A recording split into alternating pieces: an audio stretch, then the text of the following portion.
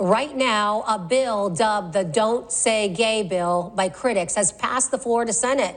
Opponents of this bill have dubbed this name because of language originally prohibiting any discussion about sexual orientation and gender identity in younger grades and in a manner that is not age appropriate or developmentally appropriate for students. Supporters of the bill argue that the bill is not discriminating against anybody, it's not oppressing anybody, it's serving as a framework for guided discussions in a public school classroom. But critics say this kind of ban could have negative impacts on LGBTQ students and their mental health, especially those who don't feel safe coming out at home. ABC7 is taking a deeper dive into this case, and we are continuing our coverage on this discussion, bringing in one of the opponents. So joining us now is Jordan Letschert, president of Project Pride SRQ. My question for you today, this bill passed today in a 22-17 vote. What is your reaction? Well, thank you for having me.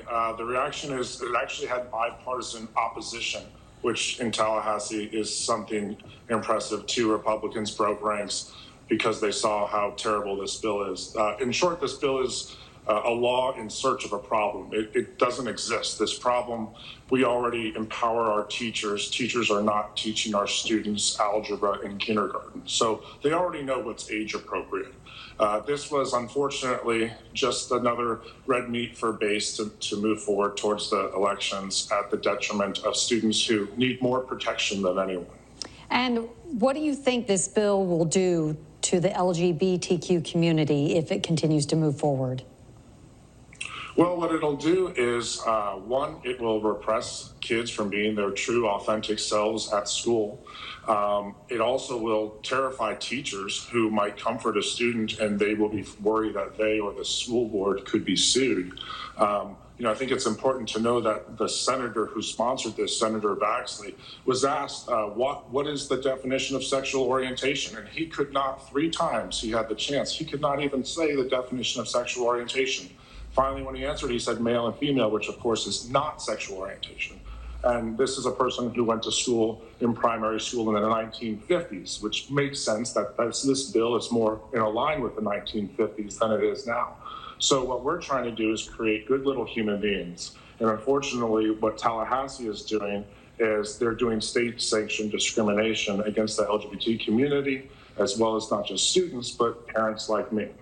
And we know there have been rallies on the Sun Coast as recent as 2 weeks ago to try to gain support against passing this bill. Now that it's passed, what are you guys going to do?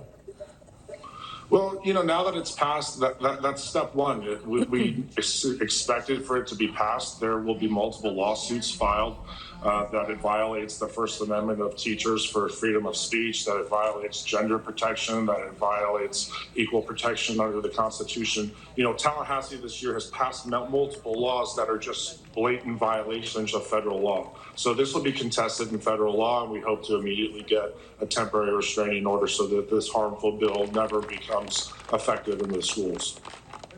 All right. Thank you again, Jordan Letschert with Project Pride SRQ. We appreciate your time today and your insight into this topic. Thank you very much. Well, right now,